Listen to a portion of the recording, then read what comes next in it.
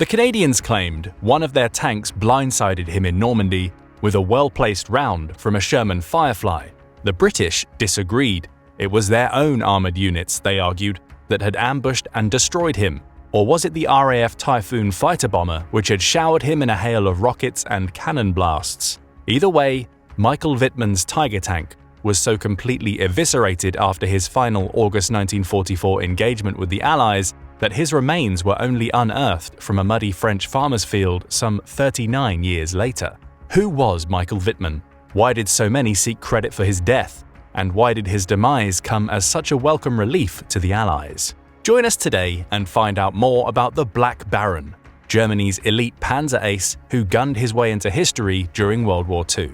30 years before his grisly demise, Michael Wittmann was born in Bavaria in 1914, at the dawn of the First World War. Hardy and athletic, he spent his youth on the agrarian frontiers of Hitler's burgeoning Third Reich, helping his parents work their farm as he was exposed to ideological currents which would define the rest of his life. When he turned 19, Wittmann was pressed into mandatory military service along with most of his peers. By 1937, the end of his fourth year in uniform, Wittmann realized he had found his calling. 2 years later, on the eve of World War II, he found himself serving in the Leibstandarte SS Adolf Hitler, one of the most elite units in the 1st SS Panzer Division. Trim, disciplined, and fiercely loyal, Wittmann's regiment was composed of hand-picked personnel, all volunteers, all at the apex of physical fitness, and all of whom swore oaths of absolute allegiance to Hitler in life and death.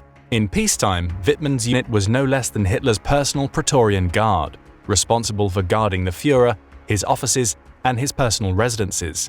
When the Germans invaded Poland on September 1, 1939, the Leibstandarte SS Adolf Hitler became the tip of their military spear, and Wittmann's job description changed accordingly. He had a long way to go before he would make his name in the Panzer Corps. During the invasion, Wittmann cut his teeth in a scout platoon of the 1st SS Panzer Division. An excellent driver, it made sense for his first combat role to be in reconnaissance. He continued in his armored car during the subsequent invasions of France and Greece. By the end of 1941, Hitler's armies were the masters of Europe and were already setting their sights on the real prize, the Soviet Union. Hitler unleashed 3,600 of his best panzers and more than 3 million soldiers eastward on June 22, 1941. Operation Barbarossa began auspiciously. The Germans knocked the Soviets back one fierce hammer blow at a time, taking millions of prisoners and forcing Stalin's forces into utter disarray. Still, war on the Ostfront was far from the milk run of past campaigns. As part of the German leading scout echelon, Michael Wittmann's reconnaissance unit, now part of the notorious Waffen-SS, guided the panzers forward across the seemingly endless expanses of the Soviet Union, Hitler's coveted Lebensraum. Wittmann's unit was not blameless as Leibstandarte advanced on Kiev. Ideological fanatics, they abhorred Jews, Slavs, and communists alike, committing atrocities and murdering prisoners in droves. It's not known whether Wittmann himself participated in these horrifically violent acts, yet it remains impossible to separate the peerless career he would soon forge as a tank commander from the context from which he emerged. Several weeks later, Wittmann received his first taste of Soviet fury. In a sleepy village known as Zhytomyr, some 200 miles west of Kiev, an armored column made up of dozens of Soviet T-34 tanks thrust toward the Leibstandarte. The T-34 was a formidable armored vehicle. Light and agile, weighing in at 26 tons, each Soviet tank had heavy, sloping armor to deflect incoming shells and a powerful 76.2mm gun, outclassing everything the Germans could field. Their sudden attack came as a shock. During this engagement, things kicked up a notch for Wittmann. Wittmann's superiors order him to commandeer a Sturmgeschütz, or Stug 3 assault gun, to gather intelligence on the Soviet attack. It was a step up from his old armored car, and so setting off to the high ground near the German positions, Wittmann went to see if he could find out where the Soviets were headed. Over the next 24 hours, Wittmann had an almost unbelievable baptism by fire. Cresting the ridge, he spotted two groups of T-34s converging on their position, 6 from the northeast and 12 more from the east, 18 in all. He had to act fast. Bearing down on the incoming Soviets from high ground, he could certainly inflict some damage, but he was comically outgunned. Driving a turretless fixed artillery piece on tank treads designed for infantry support, rather than out-and-out tank combat. Not only that, he also had orders to refrain from firing until the Germans could organize their defense. Wittmann made the snap decision to back off the high ground. Wheeling his Stug 3 back into a better ambush position, he and his crew had to act decisively. The Stug's fixed cannon could only traverse 24 degrees, and therefore depended almost entirely on the driver's ability to get it aimed in the right direction, in this case, straight at the incoming enemy. Early evidence of the maverick and aggressive reputation for which he would later become famous, Wittmann disobeyed orders, ordering his crew to open fire on the lead tank as it crested the hill. The tank exploded in a shower of fire and sparks, a direct hit. A second, then a third T-34 surged ahead over the hill. Wittmann knocked the second out too, but was driven back into the woods by the sheer mass of the enemy assault. The low profile of the Stug came in handy. In another engagement, Wittmann narrowly avoided an enemy round, and his gunner destroyed a third tank. Before a fourth T-34 could hit the side of Wittmann's vehicle, his driver swiveled around and the gunner knocked off its treads.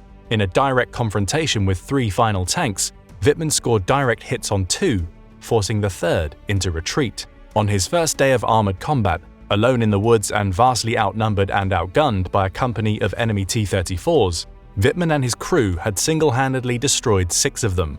It was over in a matter of minutes. The Soviet armored attack had been stopped cold. Wittmann's praiseworthy maneuvering and accurate fire epitomized the Panzer Elite's ethos. His deeds were duly rewarded. He received an Iron Cross second class and was sent back to Bad Tolz, Germany to train as an officer in Heinrich Himmler's Waffen-SS. Wittmann repaid the confidence of his superiors in full, graduating as an SS second lieutenant and taking command of a Panzerkampfwagen 6, the fearsome German Tiger tank. It was just in time, too. Things were heating up on the Ostfront.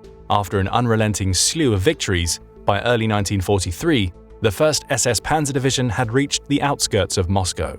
The Tiger was perfectly suited to battle the T-34. Bulky and heavy, it boasted 100mm frontal armor, making it virtually impregnable to enemy shells from head-on, as well as an 88mm main gun, which could easily slice through the armor of a T-34 from up to 2 kilometers away. It was, bar none, the best tank in the world, and in the hands of a man who was quickly proving himself to be one of the world's best tank commanders, it proved a deadly combination.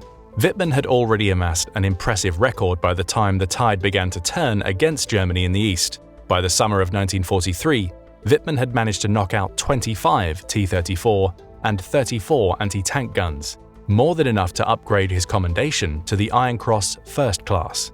The Soviet assault at Kursk initiated the largest tank battle in world history, a stage where Wittmann could amply display his prodigious talents as a tank commander. The Soviet salient, looping hundreds of miles around the western Russian city, was so broad it threatened to engulf Germany's forces, hanging on for dear life on either end.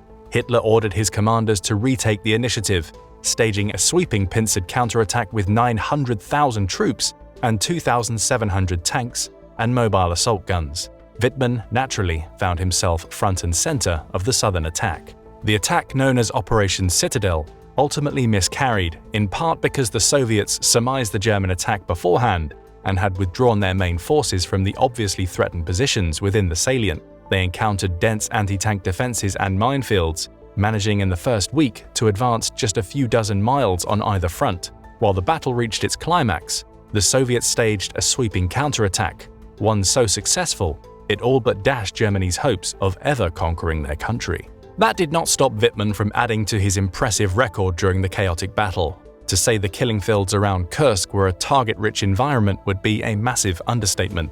German infantry and armored units were outnumbered more than 2 to 1.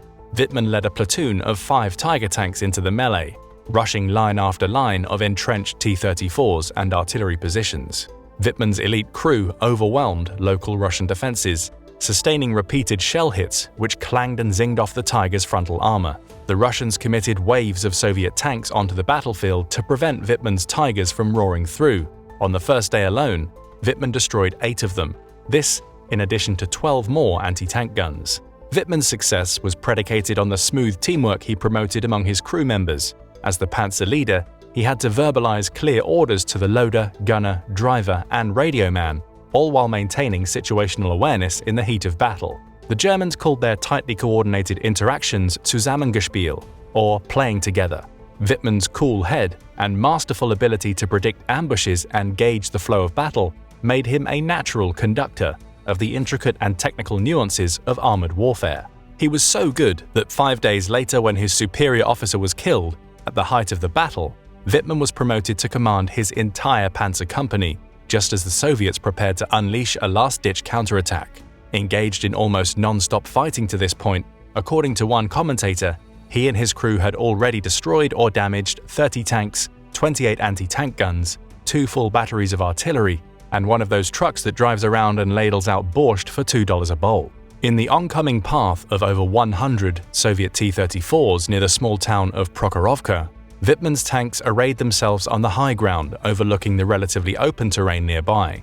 They could see dust kicking off the treads of onrushing T-34s in the distance. It was open season for the Tigers. Their 88mm guns could hit the Russians far before the Russians could hit them.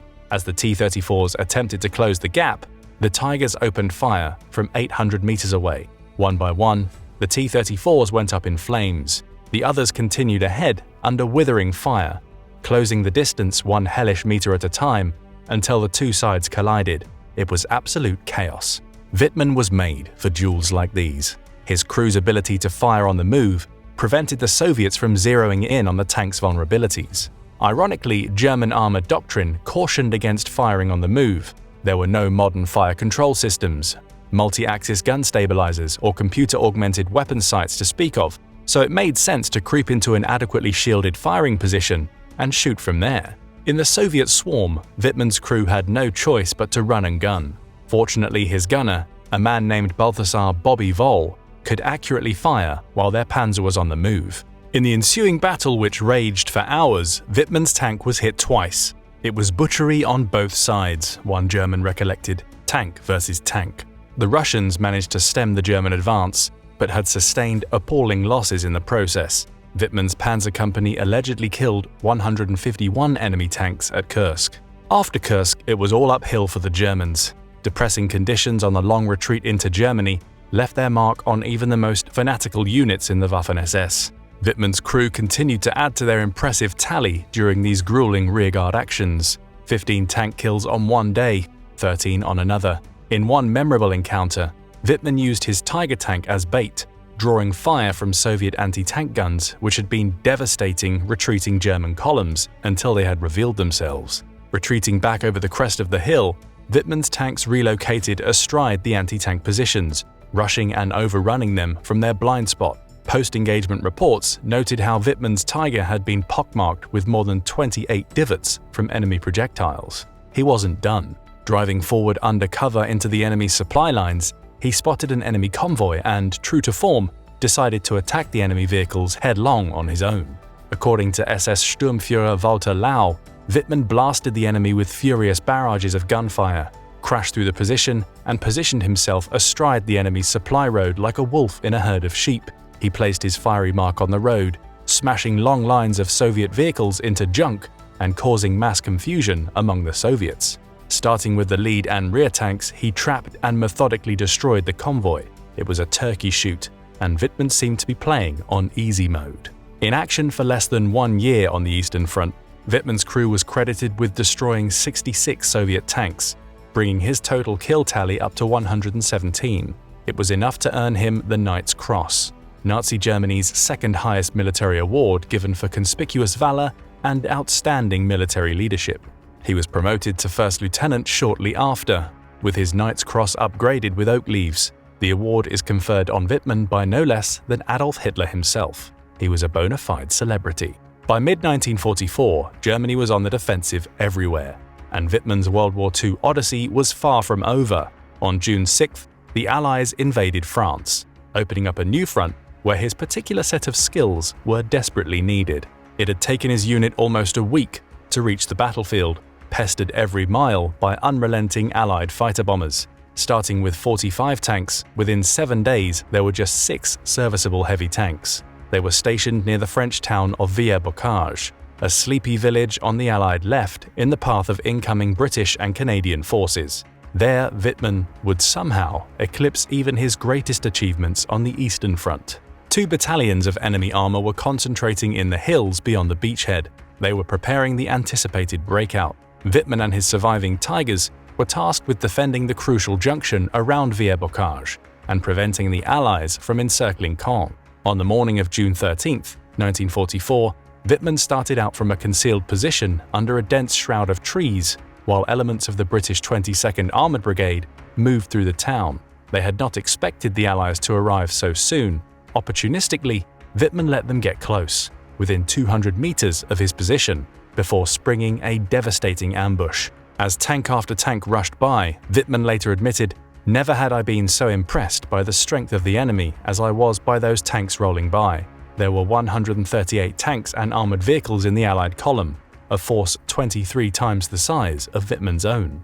To sit and wait was anathema to Wittmann's offensive spirit. He stood no chance of defending Villers-Bocage in a defensive and attritional set-piece battle. So he did what he always did. With no time to assemble his company, he plunged his Tiger directly into the heart of the British formation, closing to a range of 14 meters, danger close for tankers on both sides, and began firing at every tank, half-track, and armored vehicle he could see. It was certainly brash, but somehow it worked. Packed onto the road like sardines, Wittmann's assault sent shockwaves of panic down the Allied line. There was simply no room to maneuver, nowhere to go. One Churchill tank erupted in flames, then another, a Sherman. The armored troop carriers in the middle of the convoy were exposed and duly destroyed in turn. They never left the road, Wittmann wrote. They were so surprised that they took to flight, but not with their vehicles. Instead, they jumped out, and I shot up the battalion's vehicles as I drove by. I drove toward the rear of the column along the same road, knocking out every tank that came before me. The enemy was thrown into total confusion. I was able to take out tanks as well as armored troop carriers. Then I drove straight into the town of Villers-Bocage. Pushing into the town, he came face to face with an entire company of Sherman Firefly tanks. A massive tank duel ensued, and Wittmann continued to inflict steep enemy losses. In all, his crew counted 21 Allied tanks destroyed. His luck had to run out sometime. By the time his tank reached the center of the town, an enemy anti-tank round knocked the tracks off his Tiger. Down, but not out. He continued to fire while exposed and immobilized, destroying several more vehicles in the process. It was a John Rambo moment, if ever there was one. He had little recourse but to abandon the tank with his crew, making their way back to the German forward headquarters. Their shocked superiors could hardly believe what they were hearing. Burning hulks of twisted metal lined the French roadway in and out of Villers-Bocage. Wittmann's crew had single-handedly knocked out an entire armored regiment, 27 in all, the highest recorded tally of tanks killed in one day by one unit in world history, and consequently contributed to the defense of Caen, which would not fall to the Allies for another 2 months. The engagement propelled Wittmann to the height of his fame. He was a hero of the Third Reich, promoted to captain, acting commander of his battalion, yet his stark upward trajectory was in direct contrast with the ruin befalling his beloved Reich. Perhaps Wittmann could have retired in peace to a tank school on the outskirts of Berlin, but he wanted to be where the action was. Returning to the Normandy front in early August 1944, the Allies were now primed to spring out of Caen and smash through the German lines leading into the Falaise Gap.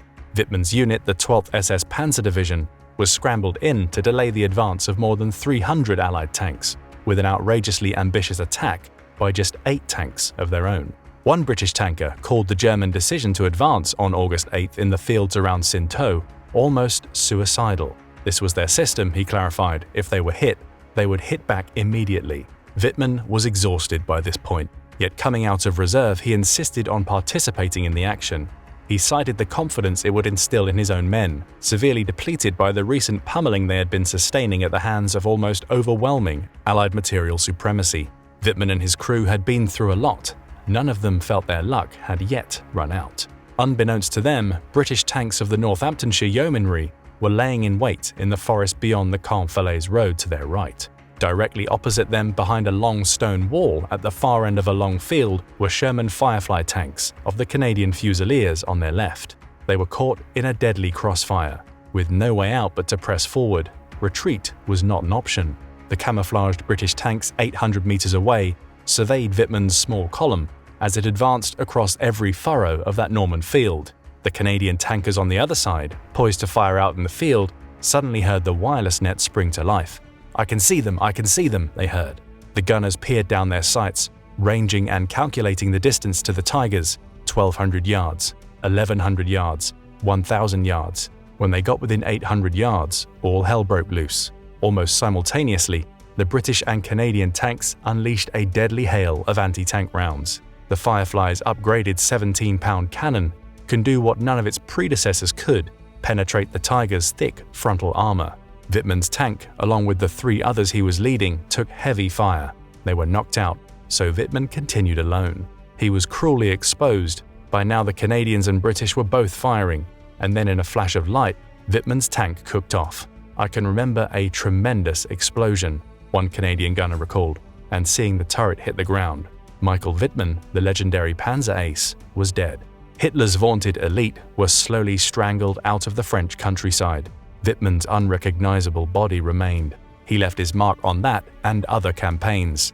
At the final tally, he had destroyed 138 enemy tanks, 132 anti-tank guns, along with hundreds of trucks, carriers, artillery platforms and jeeps.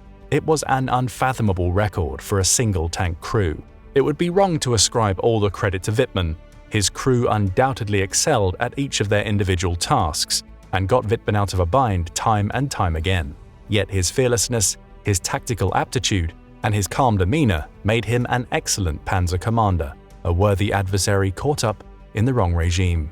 But what do you think? Was the Black Baron the deadliest tank ace in World War II? Let us know in the comments, and don't forget to subscribe for more military analysis from military experts.